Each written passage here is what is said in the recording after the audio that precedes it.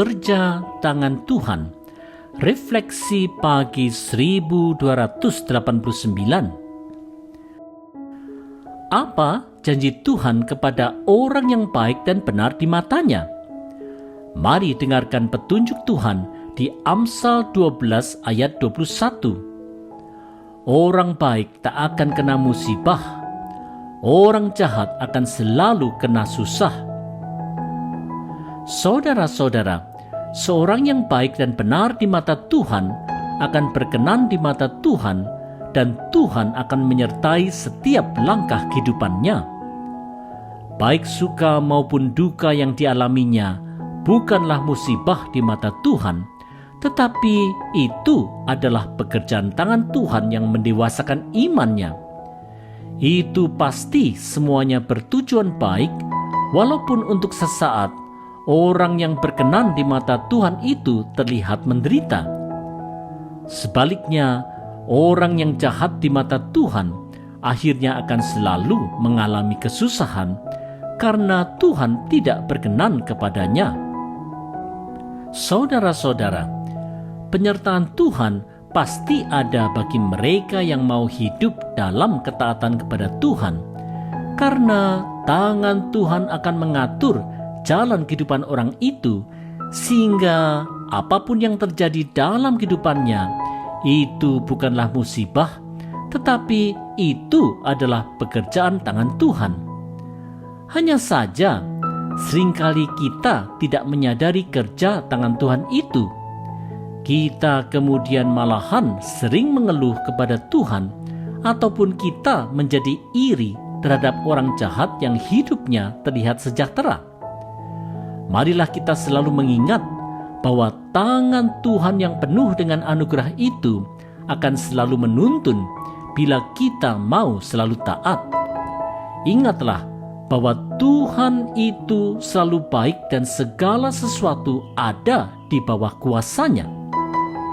Karenanya, mari bersandar pada Tuhan selalu.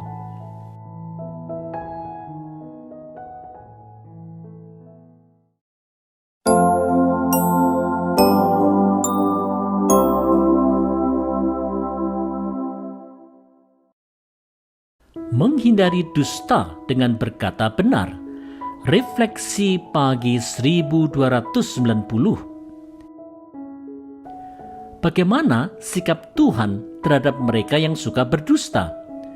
Mari lihat Amsal 12 ayat 22. Orang yang dusta bibirnya adalah kekejian bagi Tuhan, tetapi orang yang berlaku setia dikenannya. Saudara-saudara, kata-kata dusta adalah kata-kata yang tidak benar yang disampaikan dengan tujuan untuk menipu orang lain. Dengan tegas, Amsal mengungkapkan bahwa kata-kata dusta adalah hal yang dibenci Tuhan, karena kebenaran adalah hakikat dari Tuhan. Tak heranlah bila Rasul Petrus di 1 Petrus 1 ayat 16 menegaskan apa yang sering disampaikan Tuhan di Perjanjian Lama, yaitu, "Kuduslah kamu, sebab aku kudus." Menjaga bibir untuk selalu mengatakan kebenaran adalah upaya menguduskan Tuhan dalam keseharian umat Tuhan. Saudara-saudara, menjaga bibir untuk selalu berkata benar adalah hal yang dikenan Tuhan.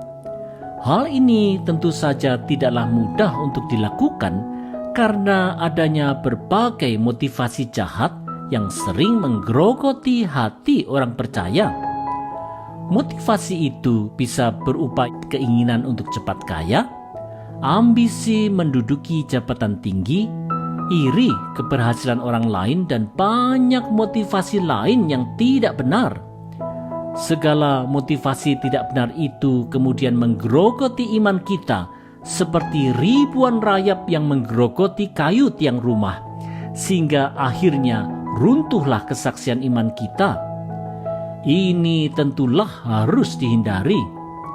Oleh sebab itu, marilah kita berupaya untuk terus belajar menghindari kata-kata dusta dengan selalu berkata-kata benar.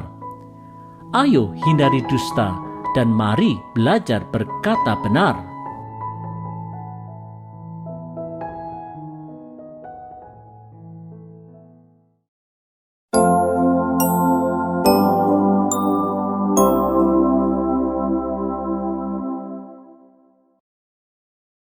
tidak mengobrol kebodohan.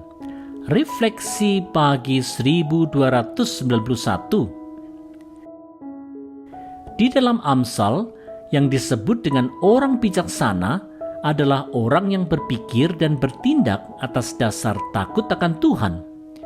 Sebaliknya, yang disebut dengan orang bodoh adalah orang bebal yang tidak mau mempedulikan nasihat firman Tuhan. Bagaimanakah kemudian sikap orang yang bijaksana dan orang yang bodoh ini?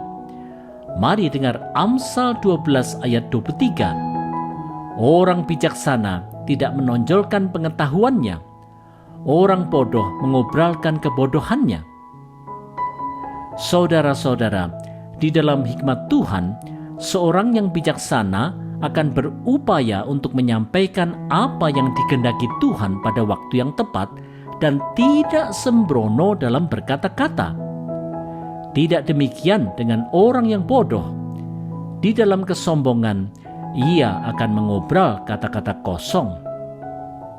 Saudara-saudara, dalam menanggapi berbagai permasalahan, seorang yang bijaksana akan sungguh-sungguh meminta hikmat Tuhan, baik di dalam ia berpikir maupun berkata-kata.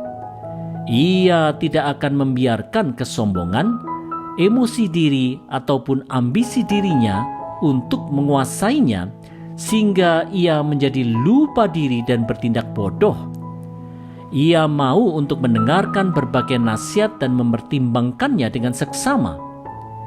Inilah yang seharusnya terjadi pada setiap orang percaya. Hanya saja, ada saja orang percaya yang berpikir dan bertindak bodoh serta sembrono di dalam kesombongannya. Oleh sebab itu, marilah kita belajar menjadi orang bijak dan tidak mengobrol kebodohan. Mari belajar berhikmat di dalam takut akan Tuhan.